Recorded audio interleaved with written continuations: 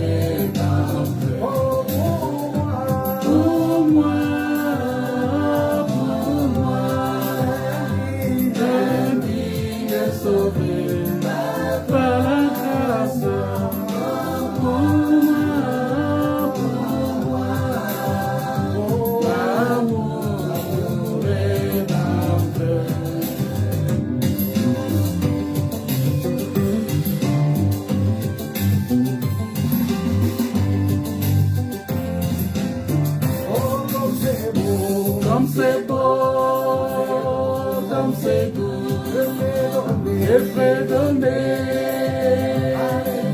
C'est l'amour divin, l'amour rédempteur.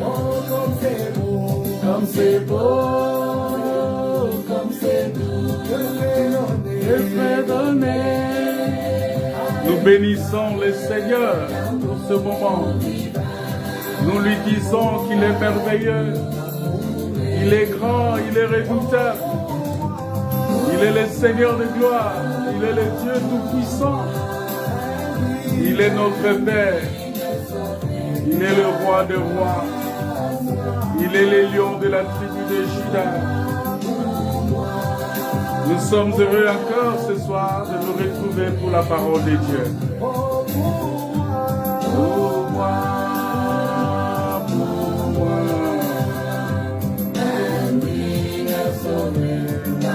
ta grâce.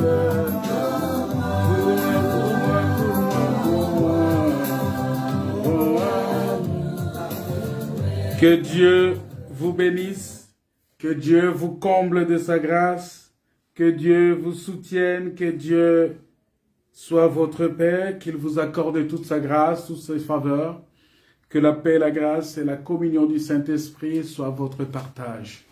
Nous vous saluons, bien-aimés, dans le nom de Jésus-Christ, et nous croyons que ce soir encore, ce sera une soirée agréable de communion avec le Seigneur, parce que nous continuons à parler de la parole de Dieu, nous continuons à parler de ce moment, de ce que nous appelons la sacrificature en action, mais aussi du culte raisonnable.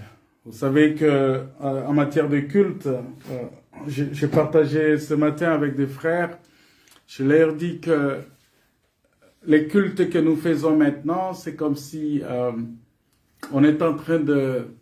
On est comme une sorte de personnes robots. Hein? C'est-à-dire que les églises aujourd'hui, les serviteurs de Dieu, sont beaucoup plus robotisés aujourd'hui. C'est-à-dire que quand ils se mettent à présider les cultes ou à faire un culte, c'est-à-dire pour eux, ils défilent une sorte de je ne sais pas comment, dans quel langage je vais utiliser pour ne pas choquer certaines sensibilités, une sorte de quelque chose de programmé déjà. Voilà, c'est programmé déjà, au point que ils peuvent pas s'en déroger. Ils peuvent pas s'écarter de cette ligne-là, de cette programmation-là. Pour eux, ils savent que bon, quand on va aller à l'église, on commence par, bon, on va louer le Seigneur, on va demander pardon, on va invoquer le Saint-Esprit, allez, on commence à combattre, on commence à chasser les démons. Non, mais écoutez, tu peux venir directement, tu rentres dans un lieu, tu prends possession de ces lieux. Parce que si tu n'étais pas confessé, comment tu peux garder un péché pour entendre aller à l'église, pour commencer par confesser ce péché-là? Un chrétien, un enfant de Dieu, c'est lui qui est sauvé par la grâce de Dieu. Mais lorsque un péché traverse ta pensée, parce que déjà c'est au niveau de la pensée, lorsqu'un péché traverse ta pensée, automatiquement tu dois être en mesure de dire, mais Seigneur, pardonne-moi parce que voilà, quelque chose de malsain a traversé ma pensée. Et après, si quelque chose arrivait que tu puisses trébucher, mais un enfant de Dieu, c'est celui qui doit regretter amèrement l'acte négatif qu'il a commis et au-delà de ça, demander pardon à Dieu si ça nécessite une réparation ou une réconciliation avec son frère, il se réconcilie. Automatiquement, c'est quelque chose qui ne doit pas durer. Comment tu peux garder quelque chose dans ton cœur? Tu entends, bon, le culte va être le dimanche, tu entends lorsqu'on va se retrouver à l'église et que le pasteur va dire, bon, allez, on va confesser, chacun va confesser ses péchés. Allez, tu commences à confesser. Mais pendant tout ce temps-là, tu étais où? Et si le Seigneur venait à ce moment-là, tu ne seras pas enlevé, frère. Non, tu ne seras pas enlevé. Et la Bible est claire même en disant que si tu veux faire une offrande, parce que le culte c'est une offrande, et que tu sens dans ton cœur que tu as un problème avec ton voisin, ton frère, laisse d'abord ton offrande, va te réconcilier avec lui. Il y a beaucoup de gens qui vont à l'église, mais ils ont des problèmes sérieux, soit dans leur famille, soit avec leurs voisins. Ils ne se sont jamais réconciliés, ils n'ont jamais pardonné, mais ils vont, et ils commencent là, Seigneur, Seigneur, pardonne-moi. Mais le Seigneur va te pardonner, comment c'est Dieu là? Est-ce que c'est vraiment un vrai Dieu que tu évoques, ou bien c'est juste un sentiment d'être parmi les gens qui t'a animé d'être là aussi? Un enfant de Dieu, c'est celui qui doit réparer sa vie au jour le jour, à chaque minute, à chaque heure, à chaque moment. Il doit s'assurer que sa vie est correcte. Il doit s'assurer que sa vie, parce qu'à n'importe quel moment que le Seigneur se présente, lui aussi, il est là, parce qu'il est écrit que lorsque le Christ, votre vie, paraîtra, vous aussi, vous paraîtrez avec lui. Mais comment toi, tu vas paraître avec lui si toi, tu n'es pas prêt? Ah, tu vas rester. Voilà pourquoi il est important. Le culte, avant d'être communautaire, avant d'être collectif, ça doit d'abord être personnel. Tu dois d'abord, le culte doit être quelque chose de personnel, d'individuel, que toi-même tu te prépares. Vous savez, à un certain moment, nous serons même tentés de dire que si tout le monde se réconcilie avec Dieu, mais on peut se retrouver pour dire seulement merci au Seigneur. On dit merci à Dieu, on nous enseigne la parole et puis nous rentrons. Parce que déjà chez toi, tu développes un niveau, c'est-à-dire que tu as un niveau d'intimité avec ton Dieu, que de toi-même avec ton Dieu, vous voyez, l'atmosphère change quand tu parles. L'atmosphère est différente quand toi tu es en contact avec ton Dieu. Et même quand tu parles aux gens, les gens voient la sagesse qui se dégage de toi. C'est ça le secret de la communion avec Dieu, bien-aimé. Il est très important. Donc voilà pourquoi c'est très important pour nous. Et à chaque fois que nous nous retrouvons comme ça, c'est juste pour nous rappeler ces choses. Parce qu'il n'y a rien de nouveau sous le soleil. Hein, à chaque fois que nous nous rappelons, ce qui a été, c'est ce qu'il y a. Ce qui est, c'est ce qui a été. Et ce qui est, c'est ce qui sera. Il n'y a rien de nouveau. C'est-à-dire que quand on se retrouve comme ça, c'est pour vous rappeler.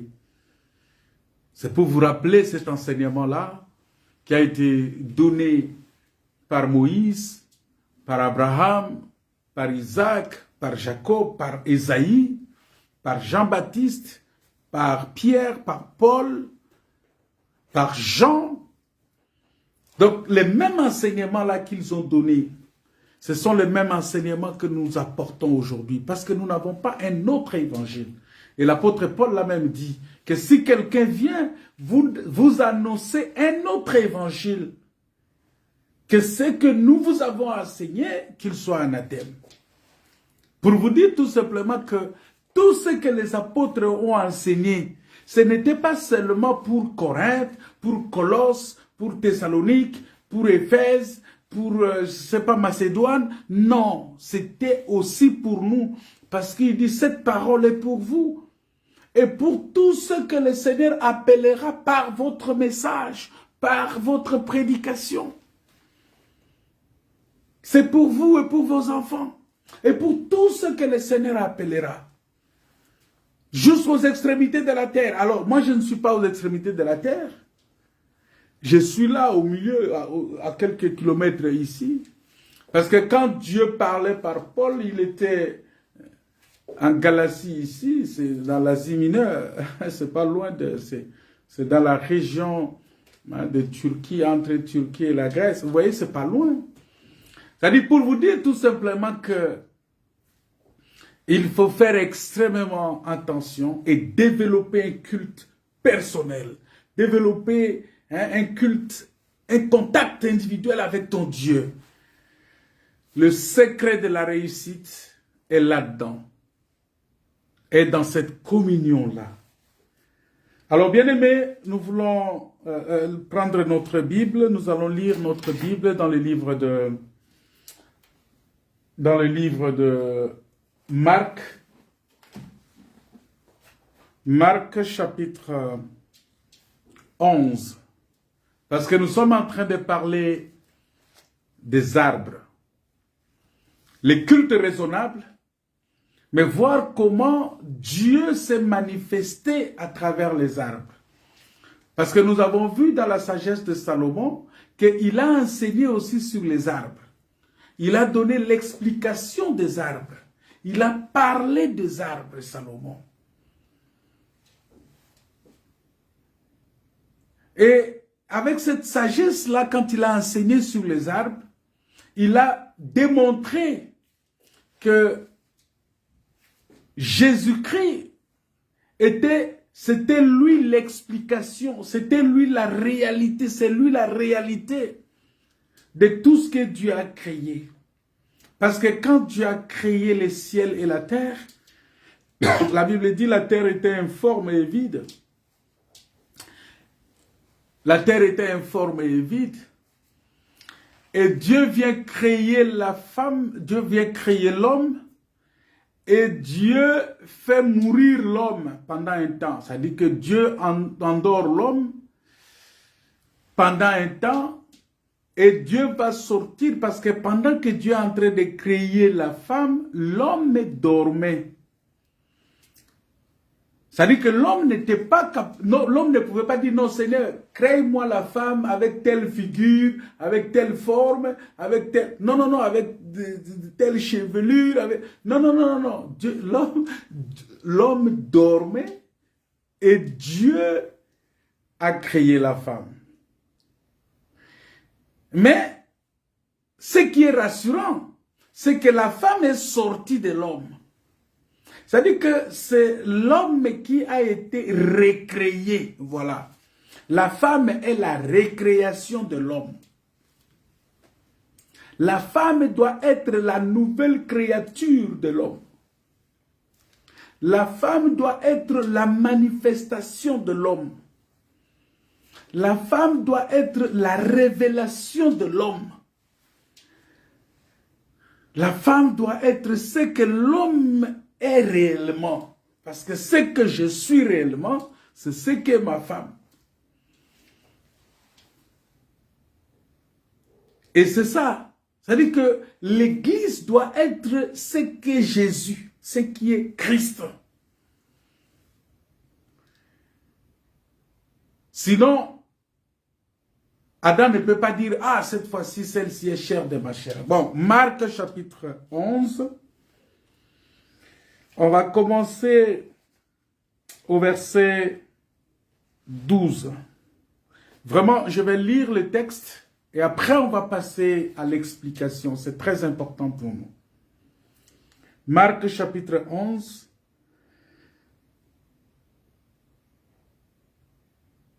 On commence au 11e verset. Jésus entra à Jérusalem, dans le temple.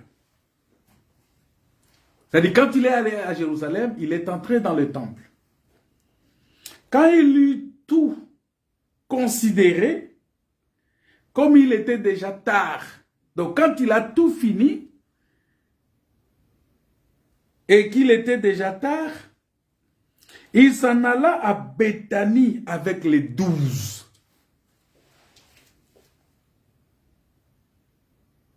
Le lendemain, après qu'ils furent sortis de Béthanie, c'est-à-dire que quand il est allé à Béthanie, il est resté là-bas pendant quelques jours. Et la Bible dit que le lendemain, il sort de Béthanie. Et en sortant de Béthanie, il a eu faim. Quand il est sorti quand il était à Béthanie, il n'avait pas faim. Mais quand il est sorti de Béthanie, il a eu faim.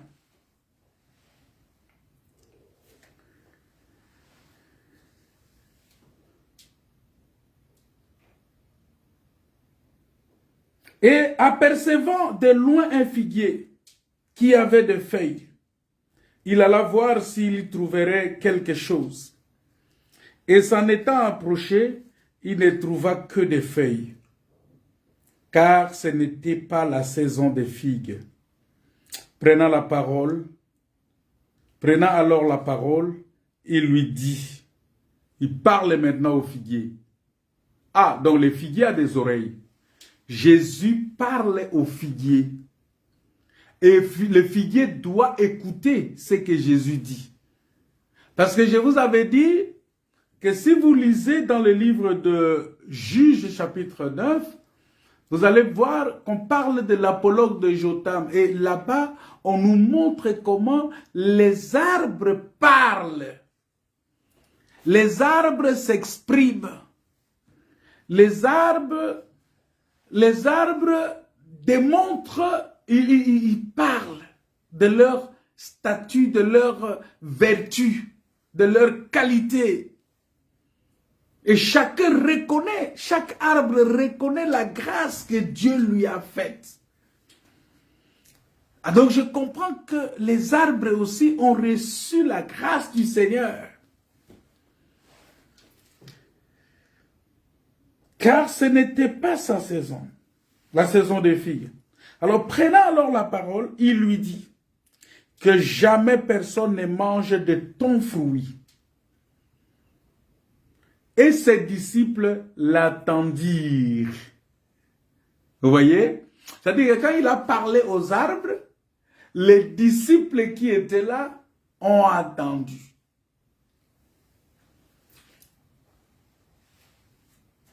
C'est-à-dire, les disciples étaient en même temps les oreilles des arbres. Parce que quand il a parlé à l'arbre, il a parlé au figuier, les disciples qui étaient autour ont entendu.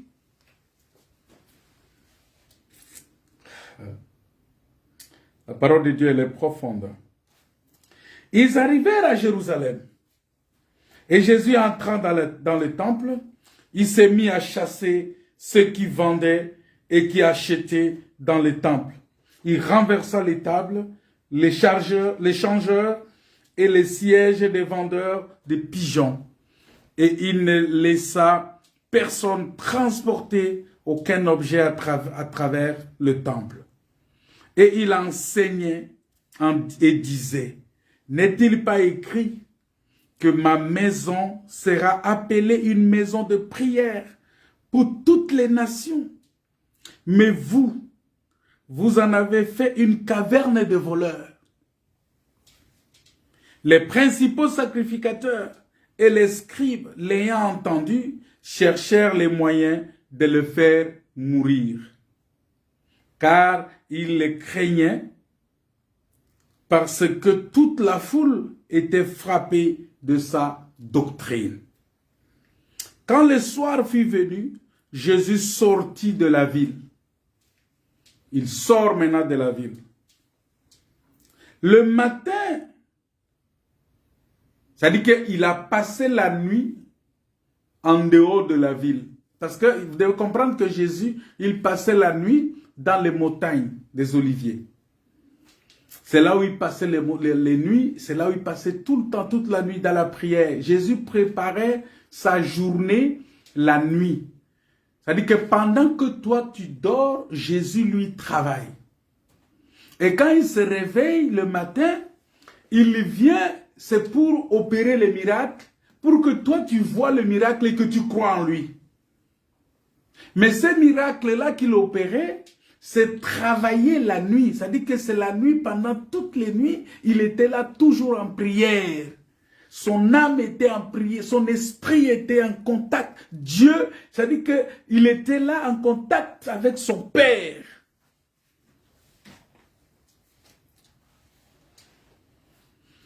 Le matin, en passant, les disciples virent le figuier séché jusqu'aux racines. Pierre se rappela, j'aime beaucoup Pierre. Pierre se rappela ce qui s'était passé. Il dit à Jésus, Rabbi, regarde, le figuier que tu as maudit a séché. Jésus prit la parole et leur dit, ayez foi en Dieu. Je vous l'ai dit en vérité, si quelqu'un dit à cette montagne, ôte-toi de là et jette-toi dans la mer, et s'il ne doute point en son cœur, mais croit que ce qu'il dit arrive, il le verra s'accomplir. C'est-à-dire, nous voyons que le fait que le figuier n'ait pas produit de fruits, c'est toute une montagne qui s'est érigée là-bas. Et la parole qui est sortie de la bouche de Jésus-Christ, c'était pour déplacer cette montagne-là.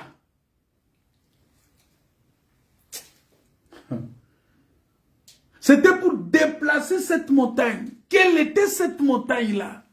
Cette montagne, c'était la stérilité qui empêchait le figuier de porter le fruit. Et la parole qui est sortie de la bouche de Jésus, Jésus a replanté le figuier.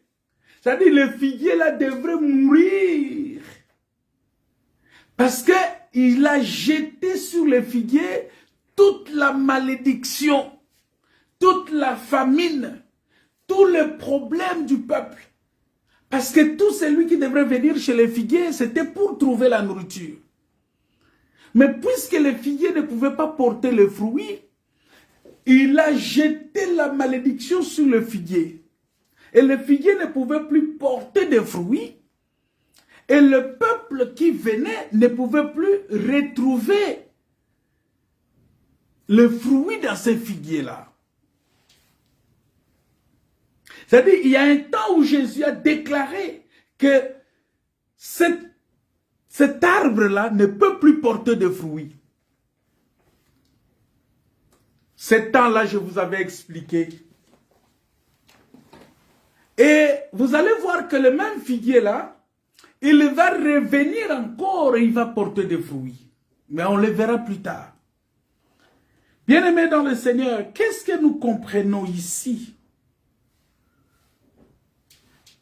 Nous comprenons ici que le Seigneur, notre Père, lorsqu'il parle de figuier, je vous avais dit que il faut qu'on comprenne le contexte. Parce que je l'ai toujours dit qu'un texte sans contexte, c'est un prétexte.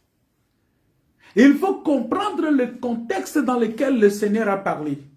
Et vous allez voir qu'il y a deux événements. Quels sont ces deux événements?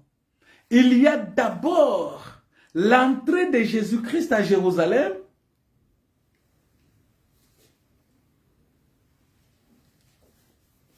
L'entrée de Jésus-Christ à Jérusalem. Et puis, l'autre événement, c'est le fait que Jésus entre dans le temple, il maudit le figuier, et il va entrer dans le temple, il va chasser les gens du temple.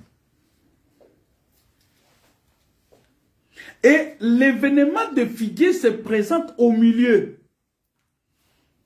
Mais d'abord, Jésus, ça a commencé par cet événement-là.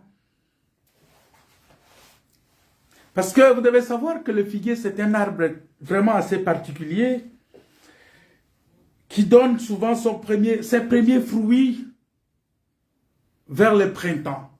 Il y a les premiers fruits que le figuier donne vers le printemps, c'est-à-dire que vers fin avril début mai. Et après, lorsque l'été va commencer, c'est-à-dire à partir de fin mai, juin, quand l'été commence, c'est à ce moment-là que les figues vont développer les feuilles. Alors, ma question, c'est que quand Jésus est arrivé, c'était au moment où les feuilles étaient verdoyantes. C'est-à-dire que les feuilles étaient vraiment, on a vu que oui, il y a les... Parce que n'oubliez pas que Jésus a donné une parole. Il a dit quelque part dans la parole de Dieu que lorsque vous voyez les feuilles de figues, vous savez que l'été approche.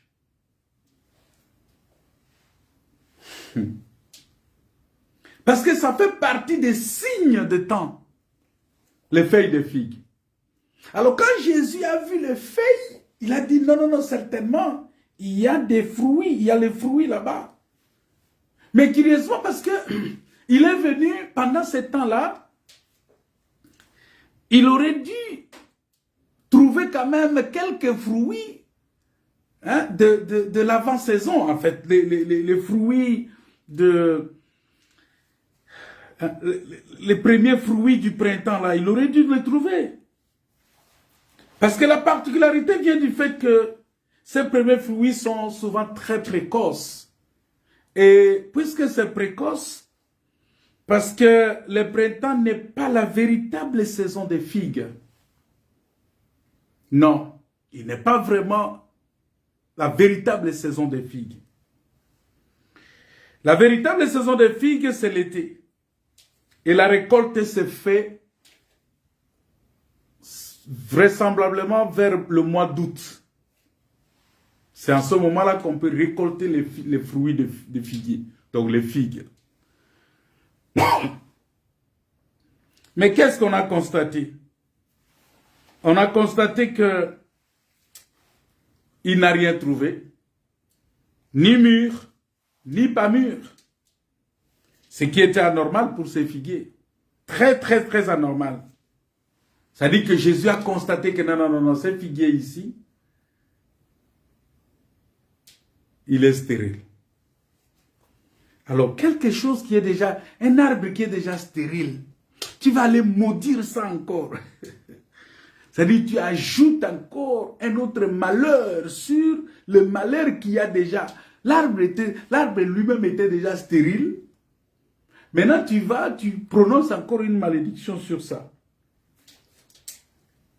Parce que nous savons, bien-aimés, que dans la parole de Dieu, lorsque nous lisons la Bible, nous pouvons constater que les figuiers dans la Bible peut expliquer le Seigneur Jésus, ça peut représenter le Seigneur Jésus lui-même. Parce que le fait qu'il soit maudit, c'est là où il a porté la malédiction. La Bible dit que, au lieu que ce soit la terre, la Bible dit, au lieu que Adam soit maudit, c'est la terre qui est maudite à la place d'Adam. C'est-à-dire, il y a quelqu'un qui est maudit. Ce n'était pas sa saison. Jésus, quand il est venu, il a dit à la femme, « Femme, qu'y a-t-il? Pourquoi? Ce n'est pas encore, mon temps n'est pas encore arrivé. » Maintenant, quand le temps est arrivé, ça dit que les feuillages se sont révélés. Maintenant, on vient pour prendre les fruits, on trouve qu'il n'y a pas de fruits, il n'y a que des feuilles. Et Dieu va jeter la malédiction sur cet arbre-là. Et ça va rester stérile. Le temps que l'arbre a reçu la malédiction, c'est l'œuvre de la croix. Parce que si nous disons que les figuiers ici parlent de Jésus-Christ,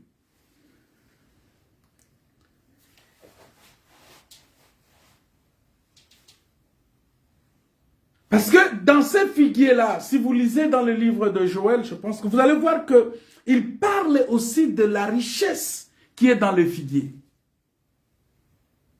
Les figuiers aussi peuvent parler du Saint-Esprit. On va expliquer tout ça en détail. On va rentrer dans les... Je suis en train de vous donner l'ossature voilà, l'ossature de la chose. Les figuiers peuvent parler aussi du Saint-Esprit. Les figuiers peuvent parler aussi du vêtement. Parce que nous voyons que les vêtements que Adam a portés, c'était les feuilles de figue. Mais le figuier aussi a le pouvoir de la guérison, a le pouvoir de la délivrance, de la guérison des maladies. Lorsque quelqu'un est malade, il peut manger, on peut lui amener des figues. Et lorsqu'il va manger, il va être délivré, libéré de sa maladie.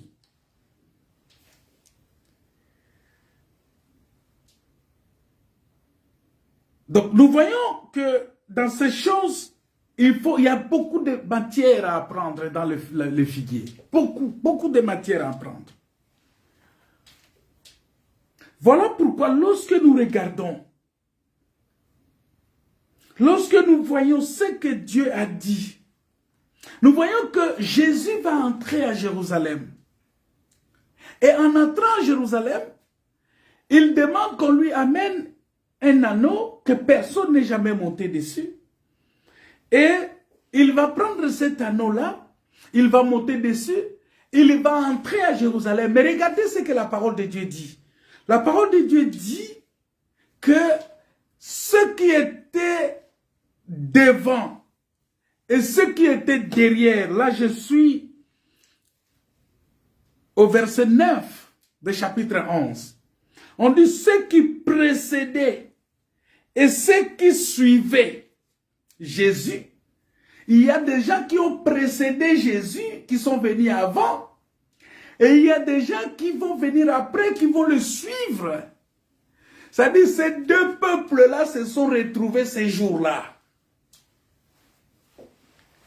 Donc le peuple qui l'a précédé et le peuple qui va le suivre, ils se retrouvent en lui et ils chantent ensemble Hosanna, ils crient Hosanna. Béni soit celui qui vient au nom du Seigneur.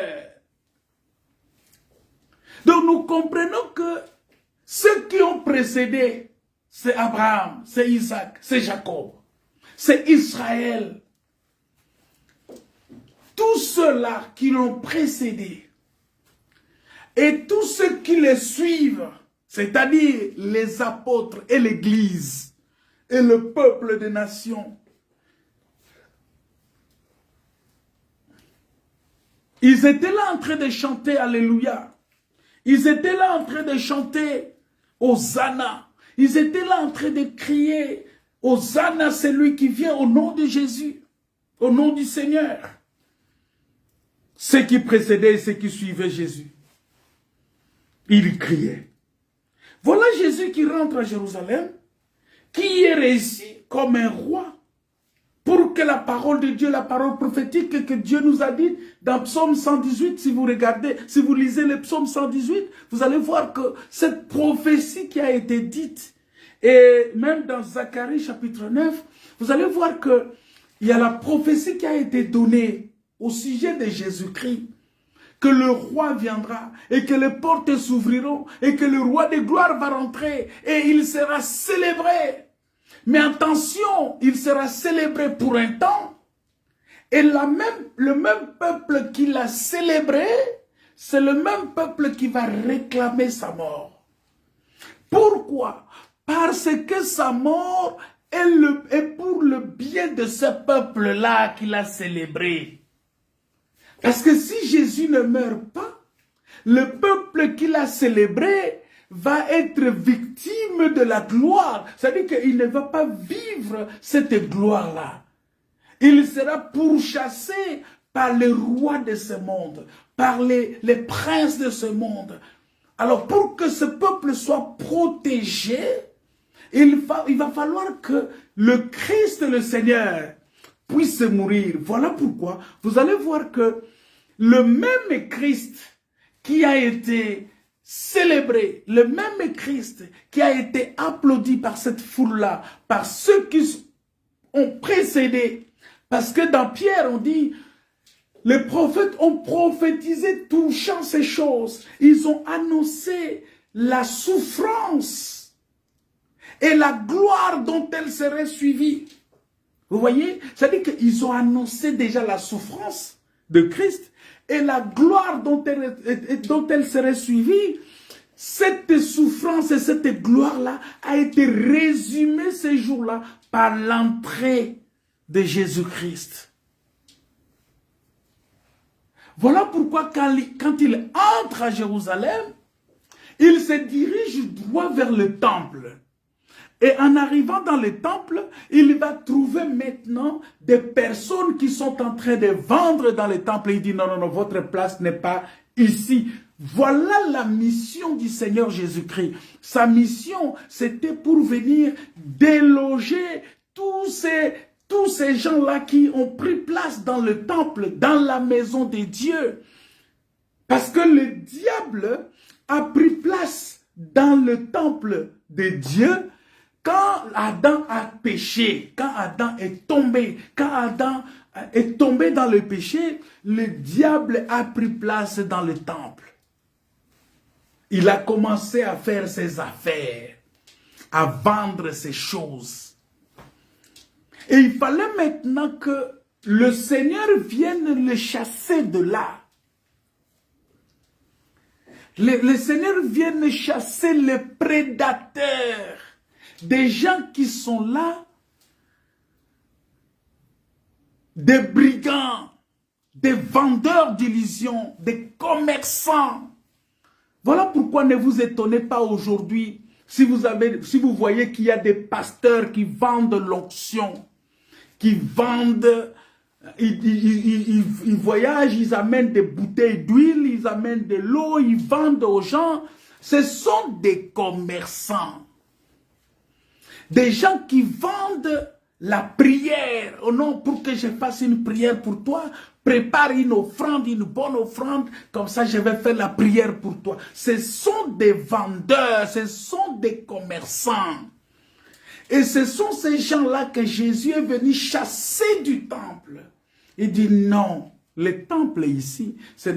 Là, j'ai pris ça dans une autre phase, parce que cette écriture-là, il y a beaucoup d'explications derrière. Parce qu'on peut l'enseigner en prophétisme, en action, cette écriture-là, mais on peut l'enseigner aussi dans la phase de doctrine, comme je vous le présente maintenant. C'est-à-dire que Jésus vient, il trouve des gens qui font leurs affaires. Il demande des offrandes pour prier pour quelqu'un. Tu as un problème, tu viens le voir. Il dit, bon, sœur, prépare une offrande. Comme ça, il faut sceller la prière avec l'eau. Mais c'est un commerçant. Moi, je crois aux offrandes. Je crois que quelqu'un peut donner l'offrande à Dieu. Quelqu'un peut offrir à Dieu. Moi-même, j'offre à Dieu. Moi-même, je donne les offrandes. Moi-même, je donne les offrandes. Ma femme donne des offrandes. Mon fils donne des offrandes. Nous donnons des offrandes. Et donner des offrandes, c'est biblique. Mais je ne peux pas lier ton offrande à la prière que je dois faire sur toi. Ça devient du commerce. C'est là où il y a la différence. Je ne peux pas commencer, je ne peux pas venir avec de l'huile. Je commence à vendre dans la maison de Dieu. Je commence à vendre de l'huile. Je commence à vendre de l'eau. Je commence à vous vendre. Non, pour me rencontrer, il faut payer autant. C'est comme si j'organise une croisade d'évangélisation et je demande aux gens de payer les droits d'entrée. Est-ce que tu peux organiser une croisade d'évangélisation et tu demandes aux gens les droits d'entrée? Non.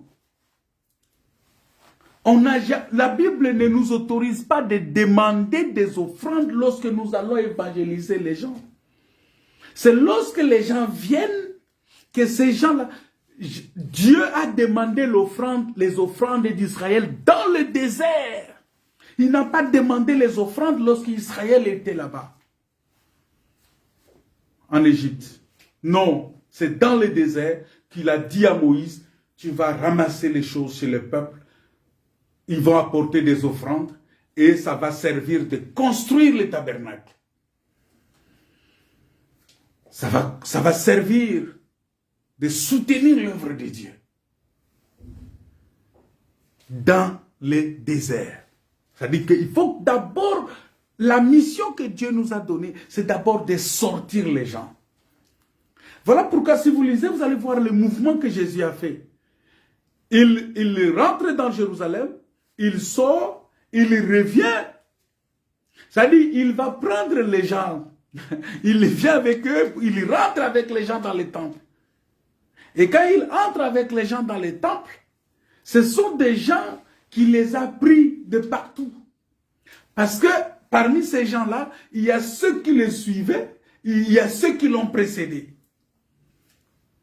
Parce que la mort de Jésus-Christ bien-aimé, ça n'a pas seulement donné le salut à nous seulement, mais ça a donné aussi le salut à ceux, parce que ceux qui sont morts avec espérance. Parce que ceux qui sont morts avec espérance, ils sont morts dans la foi en Jésus-Christ. C'est-à-dire les Abraham, les David, tous ces gens-là, ils sont morts avec espérance. Ils ont cru au Seigneur Jésus-Christ, mais dans l'ombre. Et ils attendaient de voir la réalité. Mais ils sont morts avec cette espérance de voir la réalité. Et c'est pourquoi la Bible dit que quand Christ est mort, c'est Pierre qui l'explique, il dit il est allé prêcher aux esprits en prison. C'est-à-dire les esprits en prison que Jésus est allé prêcher, c'est tous ceux qui ont été enchaînés. Et voilà pourquoi vous allez voir que quand Jésus est mort, la Bible dit que plusieurs tombeaux se sont cassés. Mais ils ne sont pas sortis. Les tombeaux se sont cassés, c'est resté ouvert. Et quand Jésus est ressuscité, la Bible dit qu'ils sont sortis, les corps sont sortis et ils sont rentrés avec lui dans la ville sainte. C'est la Bible qui dit ça.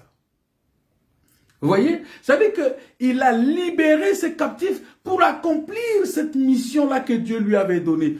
Dieu lui a donné la mission de libérer. Il a dit, l'Esprit de Dieu est sur moi. Dieu m'a oint pour annoncer la bonne nouvelle, pour proclamer une année de la grâce. Nous sommes bénéficiaires de l'année de la grâce. Mais ceux-là qui l'ont précédé, il les a libérés parce qu'ils étaient captifs. Maintenant, et nous aussi, qui nous sommes, nous aussi bénéficiés de l'année de la grâce, il nous a rendus aussi captifs pour lui. C'est-à-dire, la Bible dit, étant monté en haut, il a amené des captifs. C'est-à-dire que les captifs qu'il a amenés, c'est quoi? La Bible dit que notre vie est cachée en lui dans les lieux célestes. C'est-à-dire, nous sommes devenus esclaves de Jésus.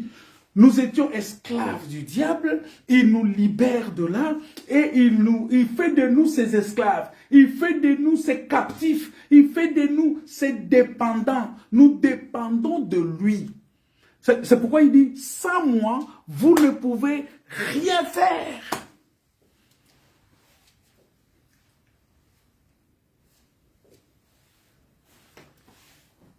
Il dit, sans moi, vous ne pouvez rien faire.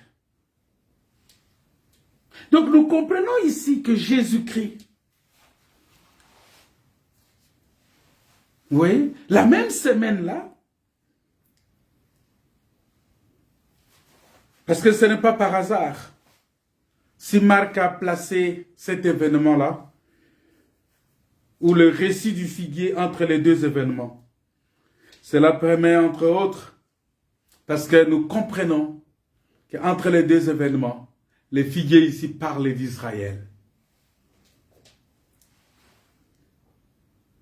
Parce que nous pouvons aussi nous appuyer sur la parabole de Luc 13. Parce que quand vous lisez dans Luc chapitre 13, versets 6 à 7, pour arriver à cette déduction, parce qu'il dit, un homme avait un figuier planté, c'est l'écriture que j'avais donnée le vendredi. De Luc 13. Donc nous comprenons que ces figuiers-là, c'est Israël. Parce que Jésus, quand il est sorti, il a eu faim. Oh, nous comprenons que Dieu peut avoir faim. Parce que quand Dieu descend chez l'homme, c'est pour manger. Oh, je vous avais expliqué déjà ça, que la nourriture de Dieu, c'est de faire la volonté de Dieu. C'est ça la nourriture de Dieu. De faire l'œuvre de celui que Dieu a envoyé. Faire l'œuvre d'un envoyé. Parce que, quelle est cette œuvre-là? C'est de donner le Fils. C'est de donner la vie. C'est ça l'œuvre. Voilà pourquoi quand Jésus a rencontré la femme samaritaine, c'était pour transmettre la vie à cette femme-là. C'était pour communiquer la vie à cette femme-là, parce que cette femme était à la recherche de la vie. Mais cette femme n'était pas en paix parce qu'elle a rencontré 7 hommes. Mais aucun de ces... Il a rencontré 5 hommes. Le 6e qui était avec elle n'était pas aussi ça. Donc elle était tout le temps... Elle avait l'envie d'avoir quelque chose de meilleur, mais qu'elle n'arrivait toujours pas à trouver. Et quand Jésus l'a rencontré, Jésus lui a transmis, parce qu'il a dit, l'eau que j'ai quand je te le donne, ça va se transformer en source d'eau en toi. C'est-à-dire que ça va devenir une vie en toi, qui va t'amener jusqu'à la vie éternelle. Vous voyez? Et c'était ça la nourriture. Voilà pourquoi après cette œuvre-là, quand Jésus est rentré auprès de ses disciples, il ne pouvait pas, plus avoir faim parce qu'il venait de manger. Et il a dit à ses disciples que ma nourriture, c'est de faire l'œuvre de celui qui m'a envoyé, de faire la volonté de celui qui m'a envoyé. C'est ce qui s'est passé quand Dieu est venu chez Abraham. Parce que quand Dieu est venu chez Abraham, c'était aussi pour donner la nourriture, c'était pour manger. Il avait faim. Cette faim-là, qu'est-ce qu'il devrait faire? C'était manger et donner le fils à Abraham. Parce que quand Dieu vient manger chez toi, c'est pour te donner le fils. Bon, il y a des gens qui parlent, il y a une écriture dans la Bible qui est souvent mal expliquée. Je vous dis, bon, ça ne parle pas de ça. Hein? On dit, Dieu est le consommateur de la foi. Le consommateur de la foi, là, ce n'est pas que lui mange la foi. La foi est la nourriture de Dieu. Non, ça c'est une mauvaise interprétation. Il faut que les gens qui expliquent ça comme ça, qu'ils laissent tomber, parce que c'est pas ça. Il est le consommateur de la foi, ça veut dire qu'il est la fin de la foi. Parce que la foi, la foi va prendre fin. Nous, on croit maintenant. Il viendra un temps où on n'aura plus besoin de croire. Parce que quand nous les verrons, on ne va plus croire. Parce que croire, ça dit nous croyons à celui que nous n'avons pas vu. Il dit heureux ceux qui n'ont pas vu et qui ont cru. Et quand nous allons le voir, c'est fini. La foi va s'arrêter. C'est pourquoi 1 Corinthiens 13 dit que de la foi, l'espérance et l'amour, il n'y a que l'amour qui va rester. La foi va s'arrêter. L'espérance aussi va s'arrêter. Mais l'amour va demeurer éternellement. Voilà pourquoi j'ai dit, bien-aimé, même si tu as quelqu'un le plus détestable que tu rencontres dans ta vie, que tu es incapable de lui pardonner, mais avant de réagir comme ça, essaye de penser d'abord à ce que Dieu a fait pour toi, à l'amour que Dieu témoigne pour toi, à la manière dont Dieu t'a pardonné, à la manière dont Dieu t'a exaucé, à la manière dont Dieu te traite. Et tu vas traiter cette personne-là. Parce que si tu ressens, si tu reconnais le véritable amour de Dieu pour toi, si tu reconnais le véritable amour de Dieu pour toi, ça va te pousser à pardonner même celui qui t'a offensé au niveau, au degré aussi supérieur que tu ne pouvais pas supporter selon la chair. Mais à cause de l'amour de Dieu pour toi, tu peux le pardonner. Tu veux dire, voilà, c'est ça. Et cet enseignement-là, le diable n'a pas ça. Le diable n'a pas l'enseignement sur le pardon. Et c'est ça, c'était ça l'arme fatale que Jésus a utilisée contre les diables lorsqu'il a dit, Père, pardonne-leur car ils ne savent pas ce qu'ils font. Parce que le diable attendaient Jésus là. Mais quand Jésus a dit, Père, Père, pardonne-leur car ils ne savent pas ce qu'ils font, le diable était terrassé. Le diable était terrassé et c'était la victoire de Jésus sur la croix. Parce qu'avant qu'il ne dise que tout est accompli, le tout est accompli de Jésus, c'était lié par le fait qu'il a dit, Père, pardonne-leur, car ils ne savent pas ce qu'ils font. Ça peut sembler difficile et compliqué, ça peut sembler difficile à avaler, difficile à accepter. Mais je vais vous rassurer que si tu ne pardonnes pas, tu ne seras pas non plus pardonné. Vous voyez? Et c'est ça l'enseignement de Jésus-Christ. Alors la Bible dit que, on parle des figuiers, bien-aimés. Ces figuiers-là, les figuiers opulents, qui ne produisent que des feuilles apparaissent. C'est-à-dire que ces figuiers-là ne produisaient que des feuilles.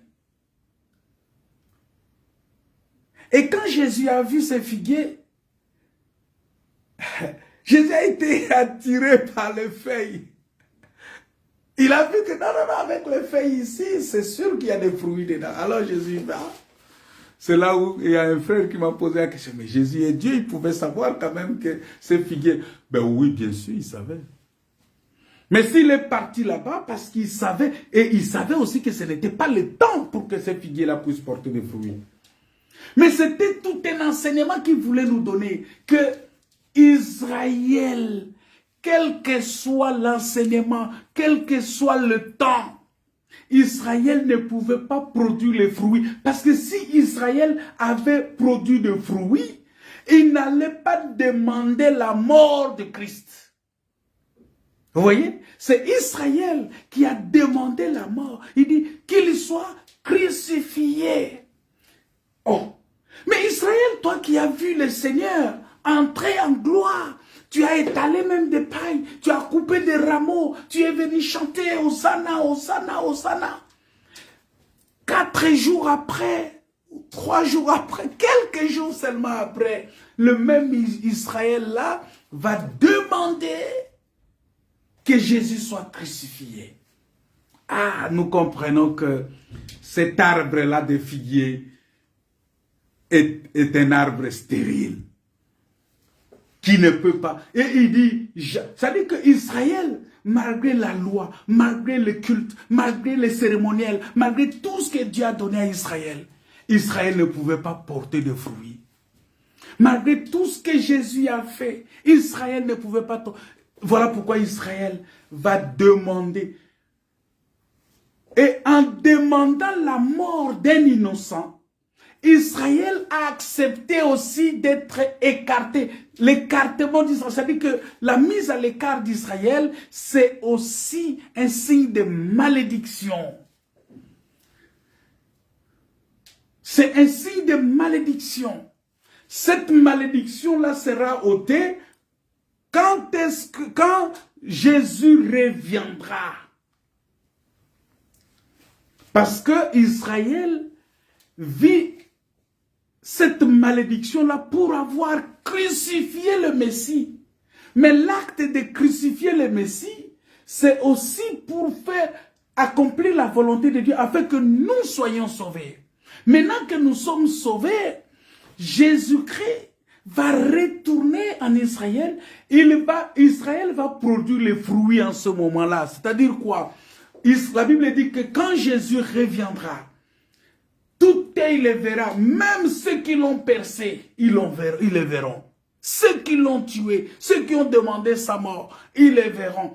Et ils vont implorer la grâce de Dieu ce jour-là. Et la grâce de Dieu va les couvrir, la grâce de Dieu va ôter le péché. Jésus sera le véritable agneau de Dieu qui va ôter le péché. En ce moment-là, ça sera le péché d'Israël. De l'avoir crucifié, ce péché-là, Jésus va ôter ça et Jésus va récupérer son peuple Israël parce qu'il ne peut pas aller dans le repos Jésus ne peut pas aller au repos sans Israël. Il ne peut pas aller dans le repos des milléniums sans Israël.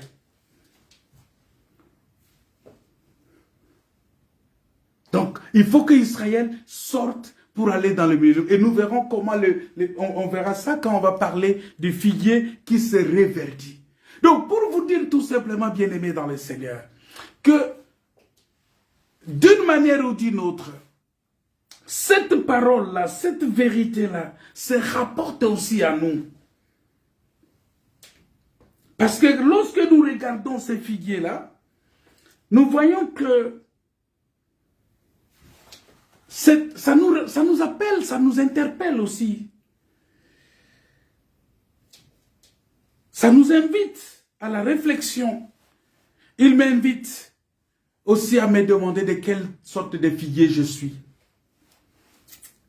Un figuier qui porte du fruit, ou bien je suis un figuier stérile?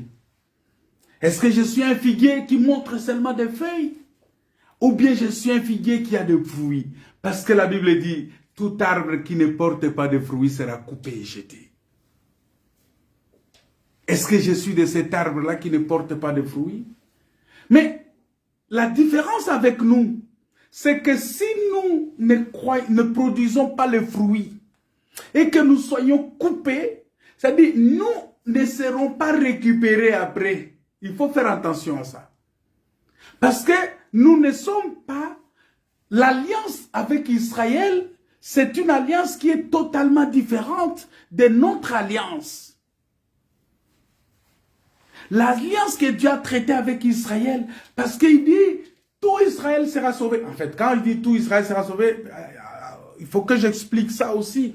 Parce que Israël, qui est dans l'alliance de Dieu, tout Israël qui reconnaît Jésus-Christ comme son Seigneur, tout Israël là, parce que cet Israël là, il est issu de la bénédiction que Dieu a faite à Abraham, à Isaac et à Jacob. Parce que Israël est considéré comme le peuple de Dieu.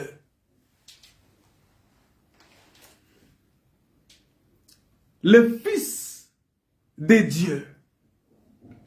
L'épouse de Dieu. Qui est tombée en disgrâce, mais que Dieu va venir récupérer. Il est comme le fils prodigue. Qui est allé dilapider tous les biens de son père et qui revient, qui va revenir aussi à son père, vers son père. C'est Israël là. Et son père va le recevoir, son père va organiser des festins pour lui. Israël. Et ça, c'est quelque chose que nous devons comprendre. Voilà pourquoi, bien-aimés dans le Seigneur, il y a lieu aussi de se poser la question. Quelle sorte de figuier je suis? Est-ce que tu portes des fruits? Un figuier qui porte des fruits ou un figuier stérile? Est-ce que je suis seulement un chrétien avec la piété apparente? Avec un feuillage vert prometteur, vu de loin. C'est-à-dire quand on me voit, on sait que, ah non, ça c'est... Ah, mais si Christ s'approche pour regarder de plus près ma vie, est-ce qu'il trouvera des fruits de l'esprit dans ma vie? Dans ton intimité avec Christ, est-ce que Christ voit réellement les fruits de l'esprit en toi? La Bible dit, parce que Paul a écrit à propos de ça, dans 2 Timothée chapitre 3, verset 5, il dit ceci, qu'ils sont l'apparence de la piété, mais ils ignorent ce qui en fait la force. Ils renient ce qui en fait la force. 2 Timothée chapitre 3 verset 5. Il y a des gens qui ont seulement l'apparence de la piété. Quand tu le vois, tu dis, ah ouais, c'est un serviteur de Dieu. Ah ouais, c'est un enfant de Dieu. Ah lui là, oh. Frère, c'est l'apparence de piété. Mais dans ton intimité avec Dieu. Parce qu'il faut que Christ t'approche. Vous voyez? On peut te voir avec un bon feuillage. Mais lorsque Christ va t'approcher, est-ce qu'il va trouver des fruits en toi?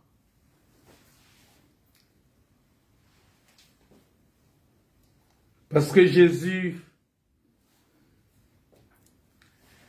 pendant ces années du ministère, il n'a pas arrêté de reprocher les scribes, les pharisiens, de leur religiosité. Parce qu'il y a des gens qui préfèrent seulement vivre cet esprit-là, cette vie-là de religiosité.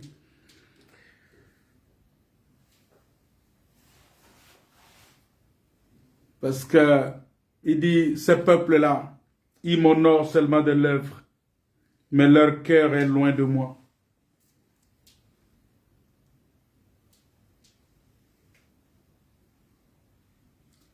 Combien de fois Jésus n'a pas montré à ces différents scribes, à ces différents docteurs de la loi, leurs lacunes, à comprendre même la loi qu'ils enseignaient, et à le vivre, et à le mettre en pratique.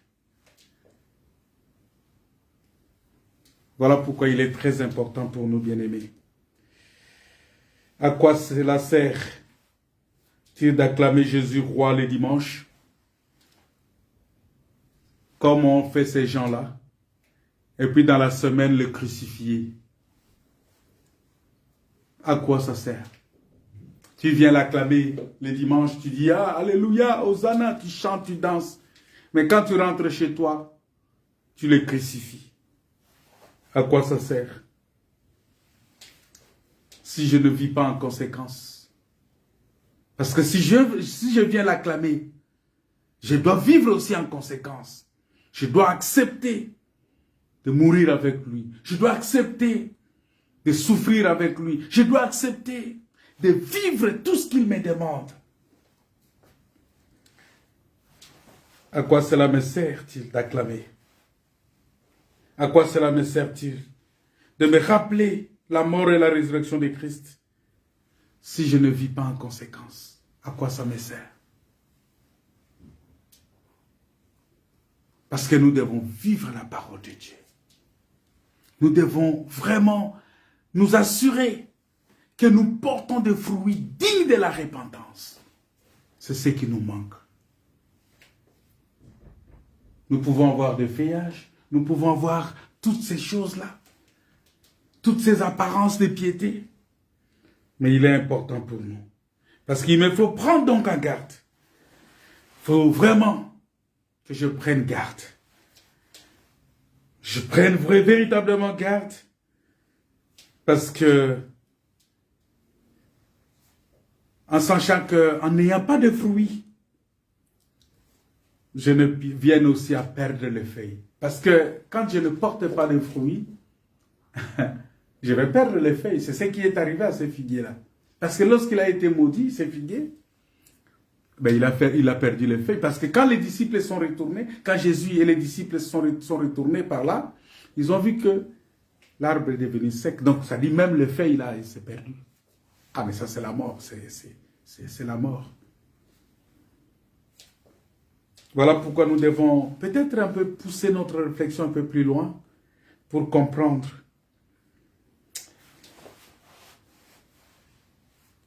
Peut-être sur la, vous voyez, si nous poussons un peu plus loin sur la conversation que Jésus a eue avec ses apôtres, ses disciples au lendemain, nous allons comprendre beaucoup de choses. Parce qu'il dit, le matin en passant, les disciples virent les figuiers séchés jusqu'aux racines. Donc Pierre s'est rappelé de ce qui s'était passé. Il dit à Jésus, Rabbi, regarde les figuiers que tu as maudits à sécher. Et Jésus prit la parole, dit, voilà, c'est pourquoi je vous dis, tout ce que vous demanderez en priant, croyez que vous l'avez reçu et vous le verrez s'accomplir. Est-ce que tu as cette foi-là? Jésus est en train de leur dire que la foi est un élément essentiel pour produire des fruits. Il est en train de leur dire que la foi est un élément essentiel. Et il vient démontrer que ce qui a empêché les figuiers à porter des fruits, ce sont les montagnes. Voilà pourquoi il dit, si vous avez de la foi, vous pouvez dire à cette montagne, ôte-toi d'ici et déplace-toi. Les montagnes ici, ce sont les forteresses. Les montagnes ici, c'est l'orgueil de l'homme. Les montagnes ici, c'est l'élévation personnelle. Les montagnes ici, voilà pourquoi. Il dit, qui es-tu? Qui es-tu? Montagne. C'est l'orgueil. C'est toutes les pensées humaines que nous avons. Toutes les formes humaines que nous avons. C'est ça qui constitue l'orgueil. Voilà pourquoi la parole de Dieu nous interpelle ce soir d'avoir la foi. Parce que la foi, ce n'est pas quelque chose qui vient de l'homme. La foi, ce n'est pas une chimère ou un produit de l'imagination, non. La foi est basée sur la parole de Dieu. La Bible dit que la foi vient de ce qu'on attend. Et ce qu'on attend vient de la parole de Christ. Voilà pourquoi il est important pour nous. Bien-aimés dans le Seigneur, il est important pour nous de comprendre que la parole de Dieu est quelque chose de très important. Que nous devons prendre au sérieux. Parce que la parole de Dieu nous amène à bénéficier de la grâce de Dieu et de la grandeur de Dieu. Parce que c'est avec la parole de Dieu que nous comprenons réellement qu'est-ce que le Seigneur veut de nous. Qu'est-ce que le Seigneur veut que nous puissions faire. Qu'est-ce que le Seigneur... Parce que dans le figuier, nous avons la richesse. Dans le figuier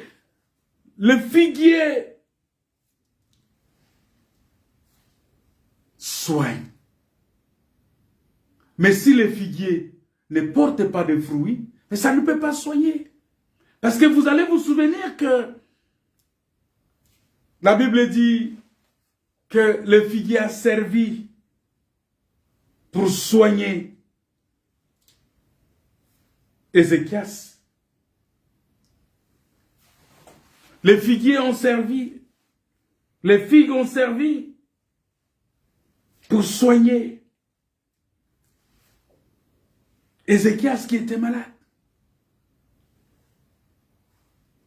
On dit apportez-lui masse de figues sèches. Et quand on lui a apporté, il a mangé, il a été guéri. Mais lorsqu'on vient, on ne trouve pas de fruits en toi. Ça veut dire que tu ne peux pas guérir celui qui est à côté de toi. Dieu veut que nous soyons un canal de bénédiction aussi pour les autres. Que tu sois un canal de bénédiction. Et c'est ça la volonté de Dieu, mon frère, ma soeur. Il veut que tu sois un canal de bénédiction. Il veut que tu sois celui qui amène la bénédiction pour la délivrance aussi des autres. Mais il faut que tu portes des fruits. Parce que si tu ne portes pas de fruits, ça va être difficile. Ça va être difficile pour que les gens puissent trouver de la guérison, de la délivrance en toi. Il est important pour nous. Voilà pourquoi, bien-aimés dans le Seigneur, nous allons prier pour ce soir. Pose-toi la question, quelle forme de figuier es-tu? Tu es un figuier stérile? Tu es un figuier stérile? Tu es quelle forme de figuier ce soir? Est-ce que tu es un figuier stérile? Ou bien tu es seulement un figuier? Quand on te voit de loin, tu as des bons feuillages. Mais lorsqu'on t'approche, on ne trouve pas de fruits. De quel type de figuier es-tu?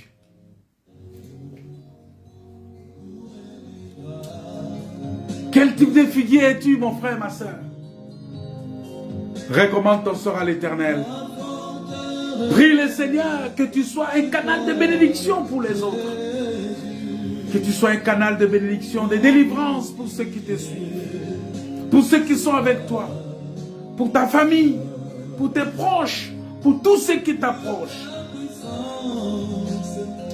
Tout ce que Dieu amène à tes côtés, que tu sois aussi un canal de bénédiction pour eux. Comble mon cœur, ta puissance descend sur moi, l'onction divine comble mon cœur. Alléluia. Merci Seigneur pour t'adorer. Alléluia. Pour t'adorer.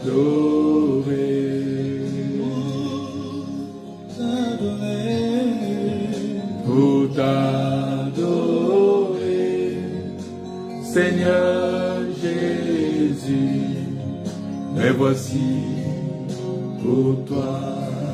Seigneur, étends tes saintes mains, manifeste ta puissance et ta gloire. Bénis tout un chacun de nous. Bénis ces moments que nous avons passés devant toi. Nous croyons à ta parole et nous voulons, Seigneur, que nous soyons de ces figuiers-là qui portent des fruits et que ces fruits servent aussi à la guérison des autres, que ces fruits servent à la délivrance des autres, que ces fruits servent à la bénédiction des autres. Merci Seigneur parce que tu veux faire de nous des canaux de bénédiction pour les autres. Et dans tes saintes mains de grâce, bénis mon frère, ma soeur. Laisse que cette parole trouve de la place dans les cœurs de tout un chacun. Et que cette parole nous amène, Seigneur, à te servir et à te servir encore avec amour, avec détermination, avec conviction, Seigneur. Merci, Seigneur. Laisse que cette parole nous rende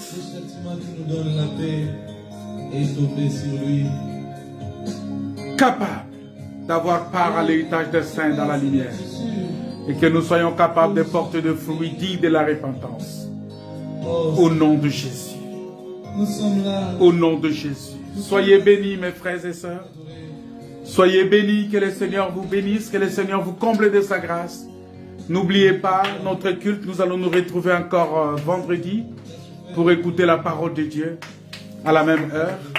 Et n'oubliez pas de partager si vous trouvez que cette parole vous a béni, partagez-le dans vos groupes. Nous allons nous retrouver vendredi pour écouter la parole de Dieu. Que la grâce, la paix, la communion du Saint-Esprit soit votre partage. Au nom de Jésus, notre Seigneur et Sauveur. Amen.